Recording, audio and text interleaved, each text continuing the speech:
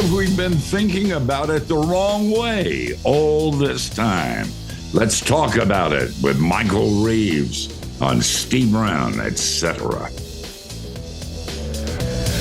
He's an old white guy, an author, broadcaster, and seminary professor who's sick of religion.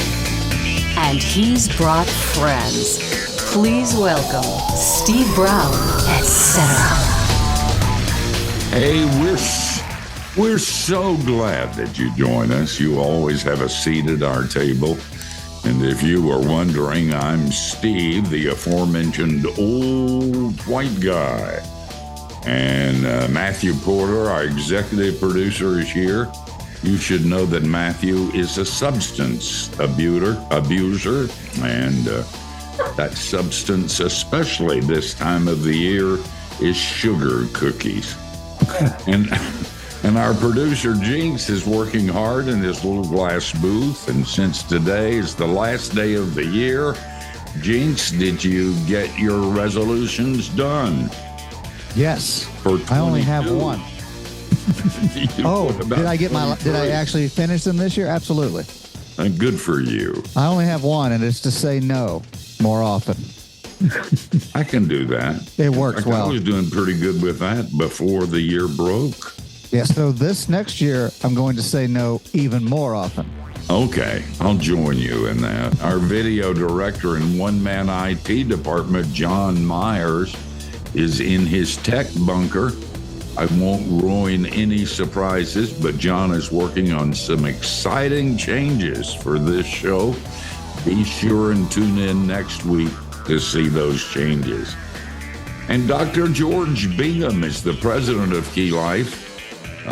While a medical doctor gives a checkup, Dr. Bingham asks for a check, please.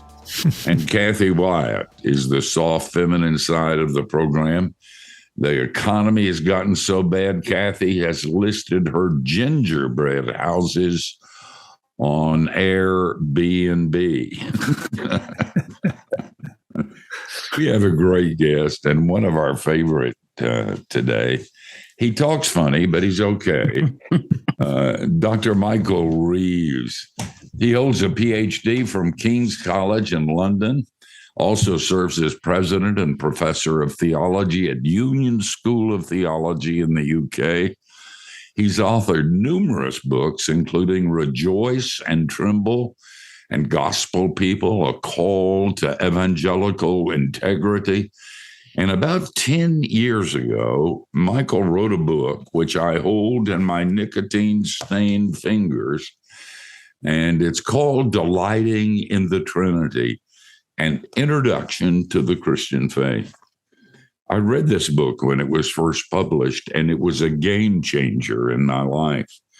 It didn't change what I thought theologically about the doctrine of the Trinity, but it changed everything else. All of a sudden, it wasn't on the back burner. I was waving it as a banner every place I went.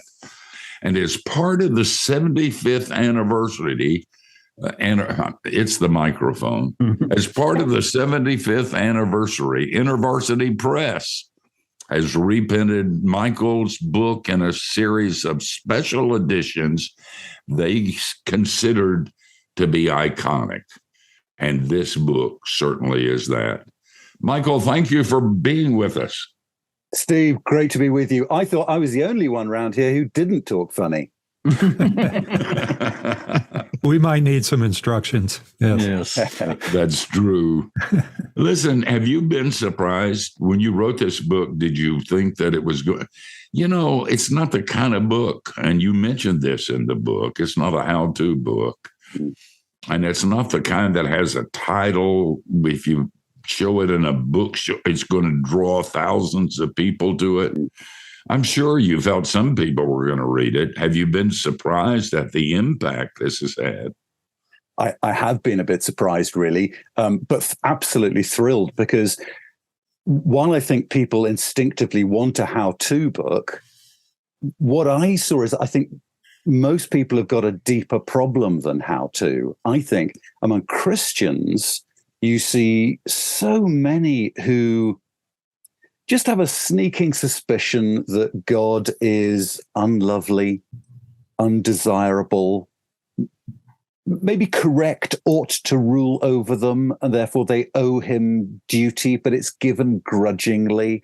And so there's not a delight in him. And among non-Christians, I see an increasing tendency in our culture to think that God is a monstrous bore or a tyrant. And therefore you see increasingly people simply not saying, I'm agnostic or I'm not so religious, but increasingly saying, I don't want there to be such a being as God. That's what I wanted to blow apart. Well, you did. And as a side, you got to get this book. You really do. It's a life changer. And Michael is funny. You don't expect the English or theologians to be that, but he's both. And you'll find yourself laughing as you read through this book, and you'll find yourself learning some significant things in which you will delight. Michael, we do teach here at Key Life that God is love and he's not mad at his people, and you can delight in him, and we laugh a lot. But very rarely is that connected with the idea or the doctrine or the truth of the Trinity. You say that's front and center. That's the reason, or one of the significant reasons, we can talk about God's love. Talk to us about that. Yeah, absolutely. The truth is, God is love because God is Trinity. And I think the reason people don't see that is they think, look, there's the God I know and love, and Trinity, that's the thing for those pasty-faced and socially disastrous theologians in the ivy-covered seminaries. And so, I mean, you know how it is in a discipleship group. When young Christian asks, can you just talk about the Trinity with me? You'll get a couple of normal responses. One will be someone will give a holy roll of the eyes and say, the Trinity, the mystery. We're not meant to understand such things. And so the poor young Christian's left thinking, what's this got to do with me then? Or you're told, do you know, I've got a really helpful illustration here. God's like a leaf with 3 bits sticking out of it. Or my favorite, God's like H2O, but actually my real favorite, God is like an egg. He's a shell, a white, and a yolk. It's 3 things, and yet they're one thing. And you think, yeah, I'm really going to worship a God who's an egg, an eggy God. What I wanted to show people is, look, Christians don't believe in the Trinity because they sense his similarity to streaky bacon 3-headed giants, H2O. Christians believe in the Trinity because of Jesus Christ. John said he wrote his gospel, John 20:31, so that you may believe that Jesus is the Christ, the Son of God, and that by believing you may have life in his name. In other words, when you go through Jesus, the God you get to know, he is the Son, he's revealing to you a Father. And that puts us on to the really big question, what sort of God do we see in Jesus? A totally different sort of God to the God we imagine every day. Before anything else, before eternity, before he created anything, this God is, well, let me put it this way, cliffhanger. People sometimes ask, what was God doing before he created the world? And a pompous theologian's answer is he was creating hell for those cheeky enough to ask such questions. But Jesus tells us in John 17:24, he says, Father, you loved me before the foundation of the world. That's the sort of God we're talking about. Eternally, a father characterized by his nature is to love his son. And therefore you have a God who is love. If you have a single person God, just sitting on his throne all by himself, that's not a God who is eternally loving. And that's the sort of problem you have in a religion like Islam, where you might want to talk about Allah as loving, but eternally he hasn't been loving. It's not part of his nature. And so it is for every single person God. You can only say God is love of this one, a father eternally loving his son as he pours out his spirit on him. Oh, man. That is so good. And we all have Muslim friends, and they always bring it up that we believe in three gods and they believe in one. And then they quote our own scriptures to say there's one God. And very rarely do we know what to say in return. And so we say, as you said, it's a mystery and we don't understand it. But it's not a mystery. It's a revelation of great joy for all people. Guys, the name of the book is Delighting in the Trinity. And I know that sounds weird to you, but you can, and this book will change your life. Its subtitle is An Introduction to Christianity. That's as it ought to be, the Trinity. So don't go anywhere. Just like Jesus, we're coming back.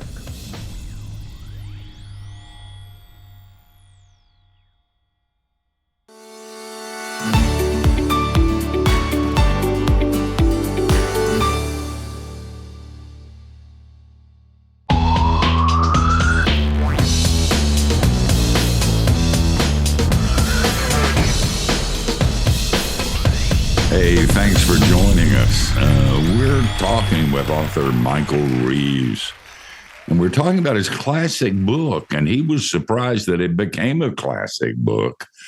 And I have said it was a book that literally changed things for me.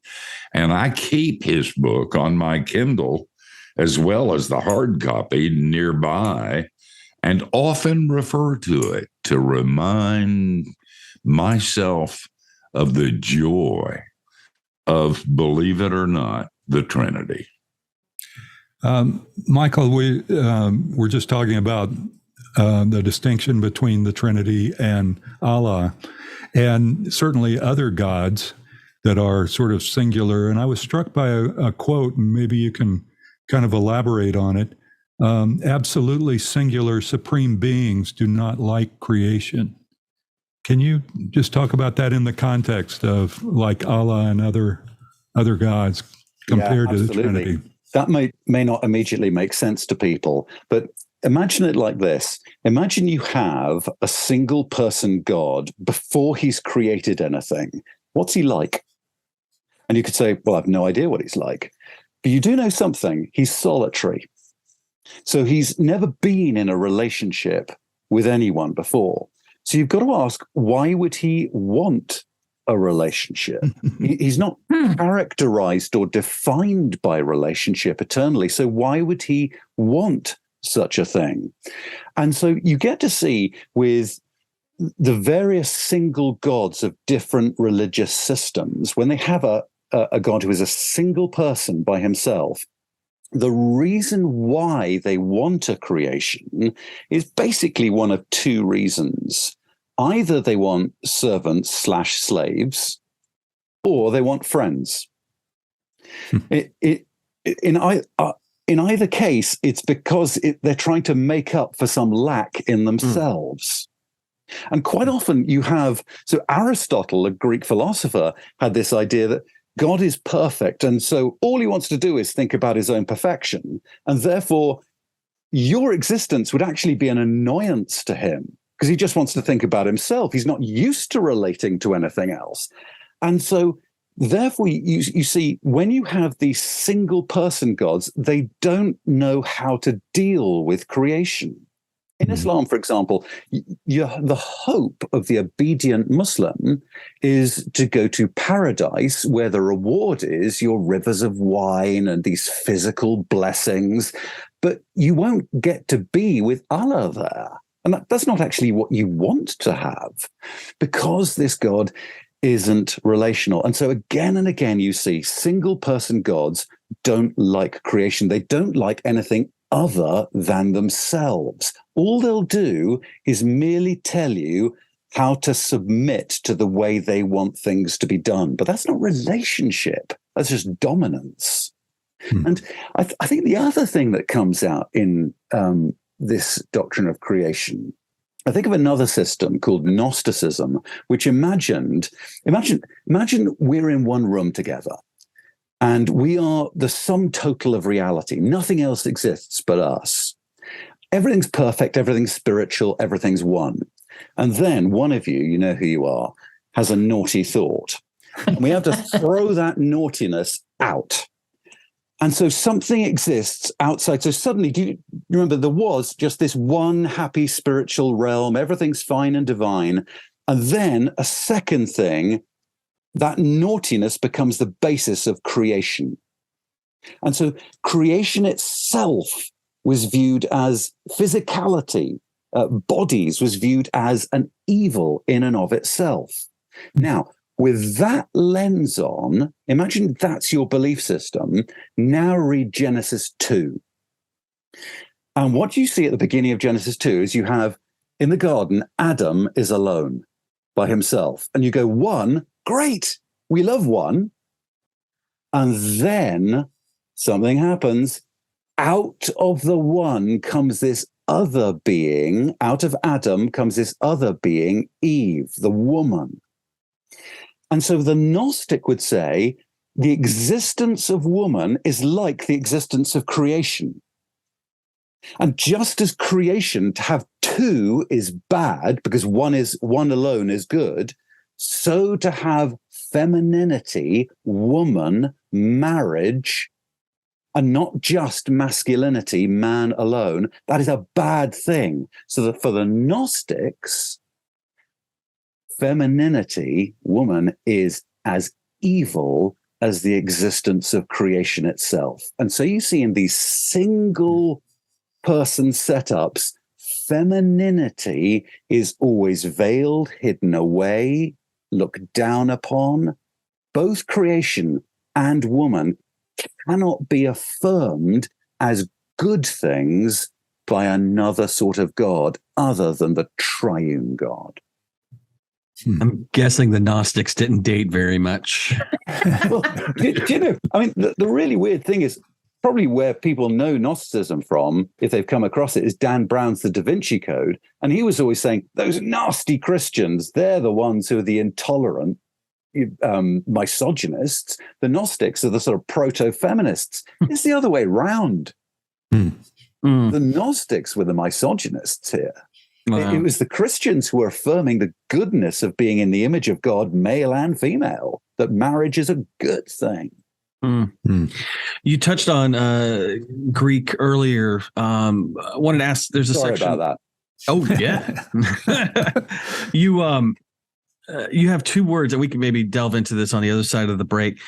Two Greek words. I wonder if you want to hypostasis and ecstasis. I'm assuming I'm pronouncing this perfectly correctly. Wondered if you could tell us, what do they mean and how do they factor into what we're talking about here? Yeah, sure. They sound quite unpleasant, but it's wonderful stuff. That hypostasis is being, your being, who you are. Ecstasis, think ecstasy. It's stepping outside yourself.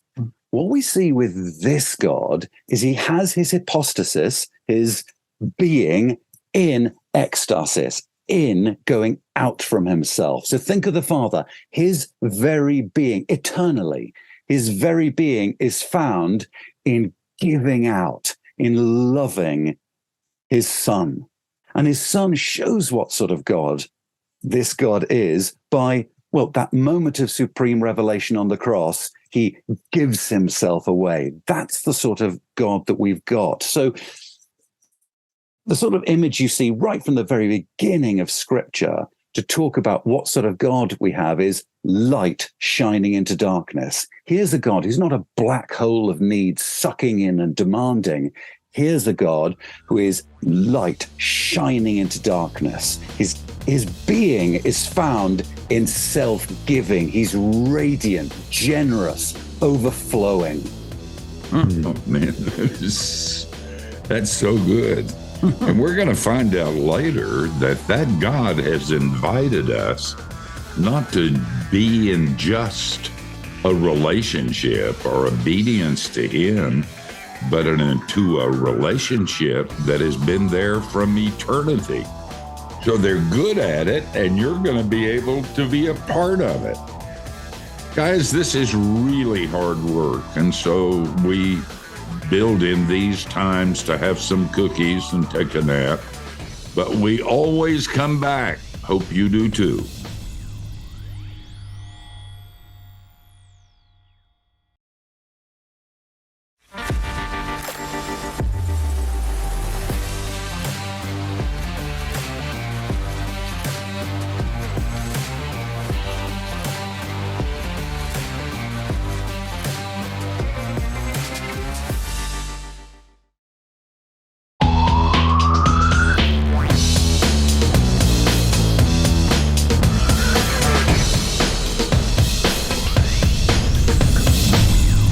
The name of the program is Steve Brown, etc.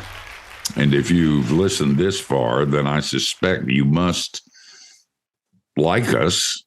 If so, then be sure and find this show on iTunes, Stitcher, iHeartRadio, and Spotify. And tell your friends about it, too. We're talking with Michael Reeves, and if you haven't noticed, I'm enthusiastic about this book because of the difference it made in my life. Delighting in the Trinity, an introduction to the Christian faith. And you're thinking, no, it's not. That's not an introduction. Yeah, it is. And if you'll read this book, it not only will impact your life, this book will change what you've thought about the Christian faith and how you've thought it probably for most of your life. Michael, before the break, we were talking about how Jesus invited us not to come and be a servant of the God, well, that too, but to kneel and be obedient and subservient, but into a relationship. Talk about that. I think this is exactly one reason why so many people, they're not interested in God, that they feel there's a grudging duty to get through the Christian life because they're thinking God is simply the ruler, I'm the ruled, and that's what we do. But think about what sort of God we've got here. Before he was ever a ruler, before he ruled anything, this God is a father loving his son, pouring out the spirit of his love on him. And if you want an illustration of the Trinity, think baptism, where the Son stands in the water and the Father says, this is my beloved Son in whom I'm well pleased, as the Spirit rests upon him. And what we're invited to in the Christian life is to stand in Jesus so that that same Spirit rests upon us. So we hear those same words, this is my beloved child in whom I am well pleased. Because of what sort of God we've got here, it means we're not just invited to, as you say, kneel before a ruler. We're called as children before a father. The Spirit rests on us to catch us up into that relationship between the Father and the Son. And so people often ask, what is it then to be Christian? What's the heart of walking in a faithful way? Well, think, what's the Father eternally been about? Loving his Son. And so when you most love Jesus, and I'm talking about a heartfelt, affectionate enjoyment of Jesus, that's when you're being most like the Father. And what's the Son like? What's the Son been eternally characterized by? Well, Luke 10, Jesus, full of joy in the Holy Spirit, said, I praise you, Father, Lord of heaven and earth. That's what he's like. And so to be most like the Son is to enjoy the Father as Jesus has. That's what we're caught up into. That's what it means to keep in step with the Spirit, to enjoy the Father as the Son does, to enjoy the Son as the Father does, all the while filled with their spirit of comfort and love. That's so different to the drudgery so many people unfortunately imagine. So good. Kathy. Michael, thanks for the illustration about the baptism thing. I just have to say this as an aside. I've recently become a Lutheran, and we're big on baptism. So thank you. Big on water. I started reading. This may turn out to be a really, really good initiative for people to buy the book. I started when I got my copy. I read. You're not supposed to do this, but I read the conclusion first. And interestingly, the conclusion is what made me want to really delve into this book. It's superb. And so much of what you've been talking about thus far, as we've been talking with you, is just, you just took the contents of the book and just wrapped it up so beautifully, like in the things that you have been saying. We're going to have to wait until the other side of the break. But one of the things that you talk about in the book is when you mentioned the fact that we all know what we're saved from, but you bring up the point that we are saved for something. And when we get on the other side of the break, I'd like for you to touch on that a little bit, if you could. Michael, seems to me, before we go to break, give us a succinct definition of the Trinity.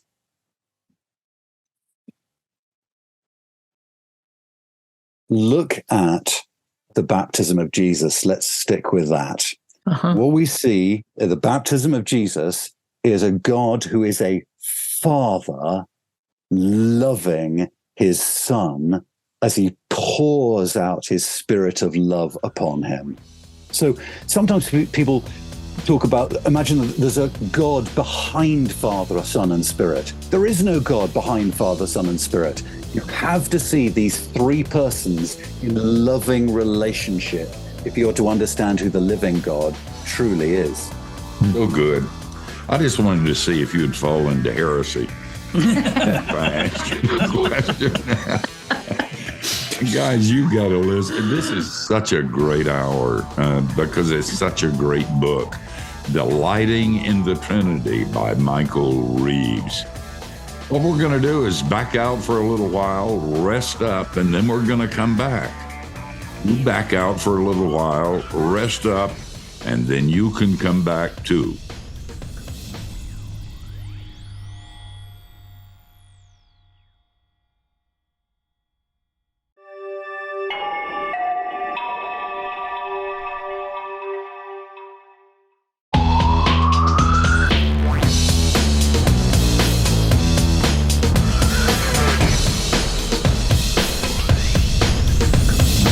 Hey, thanks for joining us for this hour. What a great time. By the way, if you enjoy this show and the other programs at keylife.org, would you help us by telling others about it? It's as easy as clicking like and share and subscribe. And it really does multiply the work of the ministry. Every time you click that, you get 3 free sins. I don't want to overpromise, but you might want to try it and see what happens. Yeah, there's that. Michael, just before the break, I brought up the fact that I think as Christians, we pretty much all know what we're saved from. But in the book, you bring up the idea that we're saved for something, and asked you if you would go into that a little bit. Yeah, absolutely. I think that too often, the gospel I was brought up with was this idea that Jesus saves you from hell to get heaven. So I think, I was thinking, okay, I'm looking forward to heaven. If Jesus weren't there, would that matter that much? And what we see with this sort of God is, do you think a God who is a father, whose chief delight is his son, is going to care about primarily giving you some stuff? And yet this is often how we talk, that what is it we get from God? We get this thing called grace to give us this blessing called heaven. Actually, what does this God give? The Father gives us his Son. He comes into the world to be with us, to identify with us, to bring us before his Father so that we might be the children of God. And more, we're given not some thing, God himself in the person of the Spirit, that the Spirit comes to be with us. God gives us himself. And that means that the Christian life is not some superficial thing about changing our behavior. What does the Spirit do in us? Romans 5:5, God pours his love into our hearts through the Holy Spirit he's given us. So the deep first work of the Spirit, the deep ongoing work of the Spirit, is to change our hearts, what we love, what we desire, what we want. And so our deep problem, according to the Bible, is not that we've done bad things and we need to start doing good things. Our deep problem is that we are, as Paul put it, lovers of pleasure, lovers of money, lovers of self, rather than lovers of God. And the Spirit is given to us to turn our desires so that we love differently and come to see that against all our expectations, this God is enjoyable to know. This God is more satisfying, more delightful than anything else, than any other gift he could give us. That we would never have expected. But that's what this God would be about. A relational God would be about giving us himself and calling us to himself. Michael, in the book, it's so interesting the way you framed it, and I felt kind of seen because it's like, what's the Trinity? It's kind of mysterious. So let's put that over here. Let's get on with the rest of Christianity. And you're like, hold on, this is your framing of understanding who God is and his nature. And if we don't have that, we can kind of maybe be accurate in some of his nature, but understand what it means. So we could say he's glorious, or we could say he's, all these things. Those are true, but our understanding of what that means might actually be off if we don't have this proper framework. Could you speak to that? Yeah, absolutely. I think so many Christians are wrecked by this, and non-Christians, when they hear Christians talk too, that they hear true statements like, God is glorious, God is holy, and they go, oh. Let's take holiness as an example. I think God is holy can sound to so many people like God is sniffy and aloof. God's a heavenly snob. and therefore, does that work badly with this accent that it sounds like I'm being snobbish with the way I speak? We love you.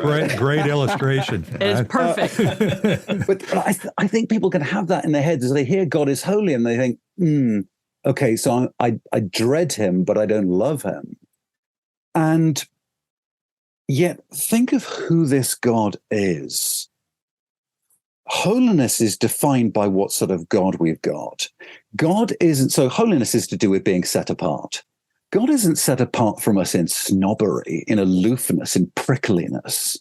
God is set apart from us in that he is not like me when I'm cold and snobbish and vicious in how I treat people and aloof and unkind. He's not like us in that. He's set apart from us in the perfection, the absolute lucidity of his love. And so if you want to know what holiness looks like, think holiness is described by the law. What's the heartbeat of the law? Love the Lord your God with all your heart. Love your neighbor as yourself. And in fact, look at Leviticus 19, where famously the Lord says, "Be holy as I'm holy." What do you mean? Well, it starts with bring fellowship offerings to the Lord. Have fellowship with him, know him, enjoy spending time with him. And it then means don't be unkind to your neighbor. Don't put a stumbling block in front of the blind. Don't cheat the poor. In fact, love your neighbor as yourself. Next words, I am the Lord. Because that's what the holiness of this God looks like. That holiness is loving because of the nature of this God. He is loving. His holiness is that he is purely loving. And there isn't some nasty flip side to it. That, yes, we could say, yes, he'll be full of wrath at evil, but that's not a flip side to his love. I often hear Christians talk like that, to say, God is loving, but he's also holy. And I say, that's not how it is. God is angry at evil because, well, I get angry if my daughters were being hurt. It's because I love them. Anger is how an ever-loving God responds to evil. Holiness is defining the purity of his spotless love. Michael, I wish we had another 2 hours. You are a delight. And thank you for writing this book and the others. And you keep writing. We'll keep talking. Some of our guests refuse to return, but you come back. And that's a gift. Michael, we love you. We love you and we love what you do. Thank you. Thank you, Steve. Great to be with you. Great to be with you all. Thanks, Michael. Thanks, Michael. Guys, we're going to come back for just a short time and tell you who we're going to do it unto next week. Be sure and join us.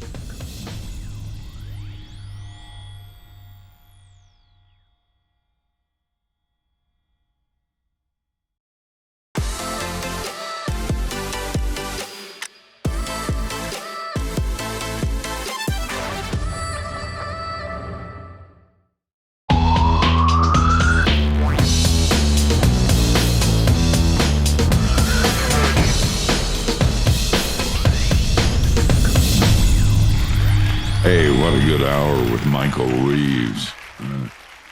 I read his book and I knew after reading it, because it's humorous and it's insightful and I can understand it. It's one of those books that goes right to your head and then to your heart and then to your life.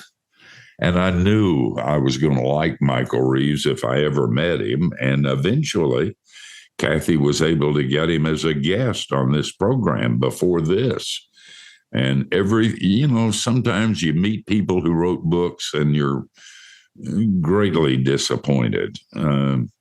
But not with Michael. He's the real deal. And his book on the Trinity is an absolutely mind-blowing book. It'll change. If you've kind of believed the Trinity because you're supposed to, you're going to love this book because it's not a supposed to book. It's a book that talks and describes why the Trinity magnifies the fact that we are loved deeply and profoundly by a God who didn't start loving when he created us. He's been loving for all of eternity. I know some of you don't like the book, The Shack. Paul's a friend of mine who wrote it, and I suspect there may be some theological things in that book that could have been done better. But as a matter of fact, the relationship between the three is kind of an illustration of what Michael's talking about. What's going on between the three persons of the Trinity, their love, their joy in each other's presence, the way they have the same passion and the same understanding. And by the way, because of the Trinity, you're his passion. You're his love. You're his child. And we've been invited to participate, not with an angry God, but with a Trinitarian God who's really into participation. Well, Kathy, who are we going to have next week? Next week, we have Dr. Heather Clark, who is a clinical psychologist. She's written a book called 52 Tools for Ministry Leaders. The title is Ministry Well. She is a clinical psychologist with her own practice. She also teaches in seminary, and she travels a lot, too. So, be interesting. You might tell your pastor to watch or to listen next week, because we're going to be talking about him or her and some things that will make a difference in your ministry. It's too late for me, but not for you. Hey, join us. We'll come back same time, same place next week. We hope you do too. And between now and then, don't do anything we wouldn't. And that gives you a wide, wide berth.